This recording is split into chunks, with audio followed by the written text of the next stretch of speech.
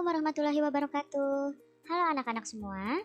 Hari ini kita akan belajar tema 3, subtema 2, pembelajaran kelima. Sudah siap untuk belajar hari ini? Kalau sudah siap, mari kita mulai belajarnya. Perhatikan gambar makanan yang ada di hadapan kalian. Di hadapan kalian ini ada menu 4 sehat 5 sempurna yang terdiri dari makanan pokok, lauk pauk, buah-buahan, sayur mayur, dan juga susu. Pada usia pertumbuhan seperti kalian, anak-anak haruslah memakan makanan yang bergizi. Makanan yang disajikan hendaknya menyediakan zat-zat yang dibutuhkan untuk anak-anak berkembang di dalam masa pertumbuhannya. Manfaat makanan yang kita makan diantaranya, yang pertama, makanan itu sebagai sumber energi. Kemudian, makanan juga pelindung tubuh kita terhadap penyakit. Kemudian, makanan sebagai sumber pembangun pertumbuhan dan perbaikan tubuh. Dan juga, makanan dapat mengganti sel-sel tubuh yang sudah rusak atau tua. Apakah dengan hanya makan tubuh kita bisa menjadi sehat? Tentu saja tidak. Menjaga kesehatan tubuh bukan hanya dengan makanan saja, tetapi banyak hal yang harus kita lakukan agar tubuh kita tetap sehat. Apa saja hal-hal tersebut? Cara menjaga kesehatan tubuh. Yang pertama adalah dengan mengkonsumsi makanan yang sehat, bersih, dan bebas dari kotoran. Makanan yang sehat itu makanan yang mengandung gizi-gizi yang seimbang. Kemudian, makanan yang bersih dan bebas kotoran itu makanan yang tertutup dan makanan yang tidak dihinggapi lalat, ya. Kemudian, untuk menjaga kesehatan tubuh, kita juga harus makan dengan tepat waktu. Jika sering terlambat makan, maka akibatnya kita bisa terkena penyakit MAH. Begitu pula jika kita mengkonsumsi makanan yang tidak sehat atau tidak bersih, bisa menyebabkan penyakit tipes. Kemarin kita sudah membahas ya. Kemudian, cara menjaga kesehatan tubuh yang selanjutnya adalah dengan olahraga yang teratur.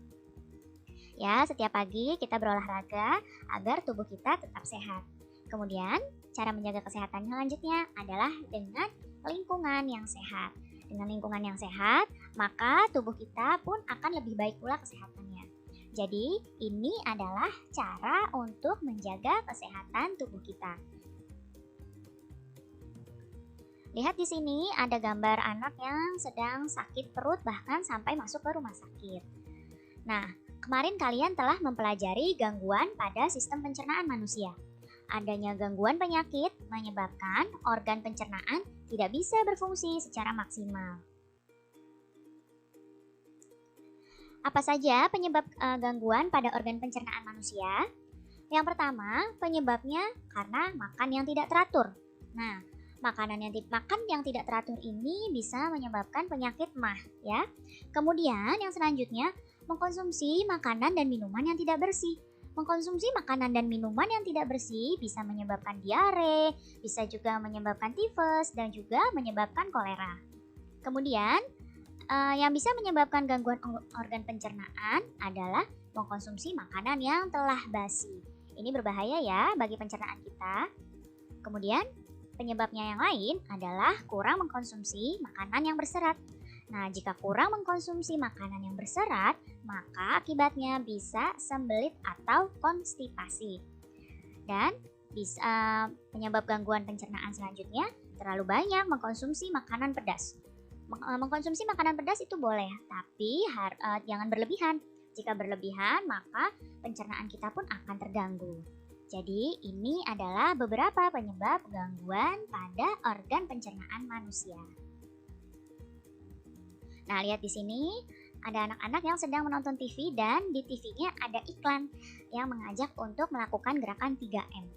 Apa itu 3M? Ya, menguras, menutup, mengubur. Nah, gerakan 3M ini bisa membuat kita terhindar dari penyakit demam berdarah. Iklan, sebagaimana yang telah kalian pelajari, ada iklan pada media cetak dan ada iklan media elektronik. Iklan media cetak itu adanya di majalah, di koran. Kalau iklan media elektronik itu ada di televisi, radio, dan internet. Nah, iklan pada media cetak itu berbeda dengan iklan media elektronik. Kalau pada media elektronik, iklannya itu punya naskah. Nah, naskah itu harus diperdengarkan atau diperagakan untuk disampaikan pada pendengarnya, ya. Nah, bagaimana memeragakan sebuah iklan? Nah, ketika kamu akan memeragakan sebuah iklan, ada langkah-langkah yang harus kalian ikuti. Perhatikan, yang pertama, kalian cermati dulu naskah iklan elektronik yang akan diperagakan. Iklannya mau tentang apa dan buat naskahnya. Kemudian dibaca dan dicermati dulu naskahnya. Kemudian setelah itu, temukan isi dan pesan yang termuat dalam iklan tersebut. Nah, barulah kalian merangkai isi dan pesan tersebut. Kemudian, sampaikan iklan dengan suara yang jelas dan tidak terburu-buru. Dan tambahkan kalimat unik agar penonton tertarik dengan iklan yang kamu peragakan. Serta yang terakhir, saat memeragakan iklan elektronik, usahakan pandangan mata mengarah pada penonton. Ya, kalau di depan kamera, pandangan kalian mengarah ke kamera. Jadi ini adalah langkah-langkah untuk memeragakan iklan elektronik. Nah, lihat di sini ada anak yang melihat iklan tarian khas Indonesia. Tarian yang dia lihat adalah tari Kancet Papatai. Nah, tarian ini berasal dari Kalimantan Timur. Tari Kancet Papatai merupakan tarian perang yang berasal dari Kalimantan Timur. Tarian ini bercerita tentang seorang pahlawan Dayak yang sedang berperang melawan musuh dengan gagah berani. Properti yang digunakan pada tarian ini antara lain adalah mandau. Nah, ini mandau atau senjata khas Dayak ya. Kemudian ada perisai dan ada baju perang. Gerakan pada tari Kancet Papatai cukup sederhana dan banyak didominasi oleh gerakan melompat kecil. Apa saja ya gerakan pada tari Kancet Papatai? Gerakan yang pertama yaitu melompat-lompat kecil sambil berputar dengan tangan yang satu seakan memegang pedang dan tangan satunya lagi seakan memegang tameng. Ya, jadi kalian melompat-lompat kecil sambil berputar dan tangan yang satu memegang perisai, atau tameng, tangan yang satunya memegang pedang. Kemudian, gerakan yang kedua adalah berjalan ke depan dan ke belakang dengan satu tangan menghunuskan pedangnya. Kemudian, kedua tangan bertemu. Gerakan yang ketiga, kedua kaki dilebarkan dan kedua tangan membuka dan menutup. Gerakan yang keempat, kedua kaki berjingkat, melompat kecil, seraya kedua tangan bergantian berputar. Nah, jadi ini adalah gerakan tari Kancet Papatai ya. Ini tahapan gerakannya. Kalian bisa peragakan tarian ini di rumah ya. Nah, hari ini kita akan belajar tema 3, subtema 2, pembelajaran ke-6. Sudah siap untuk belajar hari ini? Kalau sudah siap, mari kita mulai belajarnya. Kehidupan sosial budaya masyarakat Indonesia sangatlah beragam. Keragaman tersebut dapat terlihat dari suku, agama, kebudayaan, dan bahasa milik Indonesia yang sangat beragam. Indonesia itu wilayahnya sangat luas ya, dari Sabang sampai Merauke, sehingga keberagaman ini sangat mungkin terjadi. Keberagaman budaya yang dimiliki bangsa Indonesia telah lama menjadi identitas bangsa kita. Bangsa Indonesia dikenal sebagai bangsa yang besar dengan keragaman yang ada. Tetapi, keragaman tersebut mampu menciptakan kerukunan di antara perbedaan tersebut. Jadi, Indonesia itu terkenal dengan negara yang sangat rukun meskipun di dalamnya terdapat banyak perbedaan. Nah, keberagaman hendaknya dijadikan kekuatan untuk memperkuat persatuan dan kesatuan bangsa Indonesia. Lalu apa sih manfaat keberagaman bagi bangsa Indonesia? Tentu saja keberagaman memiliki banyak manfaat bagi bangsa kita. Di antaranya adalah yang pertama, keberagaman dapat menumbuhkan sifat nasionalisme. Kemudian, Keberagaman adalah identitas bangsa kita di dunia internasional. Keberagaman juga sebagai alat pemersatu bangsa. Dan keberagaman juga dapat memupuk sikap toleransi. Jadi, ini beberapa manfaat keberagaman bagi bangsa Indonesia. Bagaimana kita bersikap dalam keberagaman?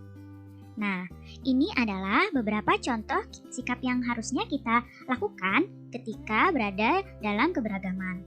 Yang pertama adalah menghargai pendapat teman dalam kegiatan musyawarah. Kemudian, sikap selanjutnya adalah saling menghargai meskipun berbeda suku, agama, dan adat istiadat. Kemudian, menyelesaikan masalah dengan jalan musyawarah. Selanjutnya, mendahulukan kepentingan umum daripada kepentingan pribadi. Dan memberi kesempatan orang lain untuk beribadah sesuai dengan agamanya.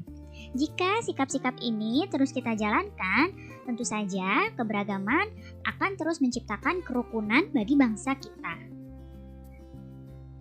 Nah, sekarang kalian lihat ada satu keluarga yang sedang menonton TV. Dan ternyata di TV ada iklan elektronik tentang memperkukuh persatuan dan kesatuan bangsa. Untuk dapat menemukan kata kunci pada iklan, kita perlu memahami isi iklan dengan baik. Kata kunci adalah kata-kata yang merupakan konsep atau gagasan yang berkaitan dengan produk atau jasa yang ditawarkan. Bagaimana cara menemukan kata kunci pada iklan? Nah, iklan itu terbagi jadi iklan media cetak dengan media elektronik. Jika pada iklan media cetak, cara menemukan kata kuncinya adalah dengan membaca kalimat yang tertulis di iklan tersebut. Kata kuncinya dapat ditemukan dalam setiap kalimat yang tertulis di iklan. Ini kalau pada media cetak. Sedangkan pada iklan media elektronik, iklannya itu kata kuncinya dapat ditemukan dengan mencermati tiap percakapan antar tokohnya. Ya, jadi bedanya ini ya. Kalau pada media cetak itu tertulis pada iklannya, kalau pada media elektronik kamu harus mencermati atau memperhatikan tiap percakapan dari tokoh pada iklan tersebut. Nah, bagaimana cara menyimpulkan kata kunci pada iklan? Yang pertama, perhatikan kalimat, gambar, atau dialog dalam iklan tersebut.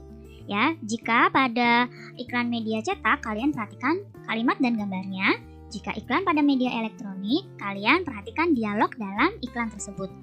Kemudian kalian temukan topik atau informasi apa yang penting dan terdapat dalam iklan tersebut. Kemudian yang ketiga, tulislah topik tersebut dalam 1 atau 2 kata. Kata-kata pada topik mampu mewakili isi iklan, itu yang dinamakan dengan kata kunci.